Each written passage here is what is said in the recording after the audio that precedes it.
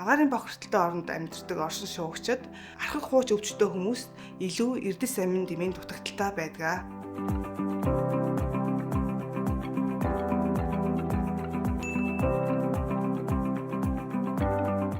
Сайн байцгаана уу? Доктор Чингүн Hair and Vitamin Clinic-ийн хэмжиж Жавзан Баган байна. Өнөөдөр та бүхэндээ би эрдэсийн шинжилгээ болон дутагдлын талаар мэдээлэл зөвлөгөө хүргэнэ. Эрдэс амин дэм нь эсийн биологийн үйл ажиллагаанд чухал үүрэг гүйцэтгэдэг учраас хүний биед эрдэс амин дутагдах нь эргэтэн тогтолцооны хэвийн үйл ажиллагаа алдагдаж улмаар архаг эмгэг үүсэх эрсдэлтэй. Эрдэс амин дэм нь хүний биед голдуу дутагдахаар ямар шинж тэмдэг илэрдэг вэ? Үүнд нь ядарч суйлдах, нойргуудах, толгоо өвдөх, стресстэх, булчин чангарах, шүрмэс татах, үеэр өвдөх, зүрхний хэм алдагдах, үс хумсны бат ух айдал алдагдах, үс унах, арьс өвчлөлтөж хөгшрөлт эрт явагдах, ам цангах, зүрхний үйл ажиллагаа алдах завирууд илэрдэг. Өндөр наснууд, бага насны хүүхдүүд болон өсвөр насныхан, жирэмсэн болон хөхүүлэгчүүд, цэвэршлийн насны эмэгтэйчүүд, цагаан хоолтон, тамирчид, дасгал хөдөлгөөнд тогтмол хийдэг хүмүүс, агаарын бохирдолтой оронд амьдардаг оршин суугчид, архаг хууч өвчтөе хүмүүст илүү эрдэс амин дэмийн дутагдaltaй байдаг.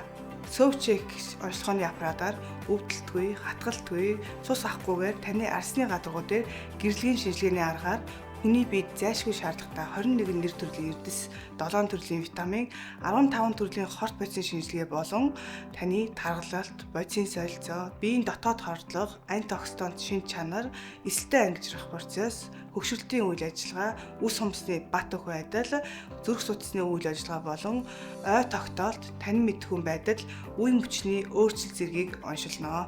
Энэхүү шинжилгээ маань бусад шинжилгээнээс юугаар ялгарх онцлогтой вэ? Гэхдээ эд доторх буюу эд эрхтнүүд доторх эрцгийг үздэгээрээ давуу талтай.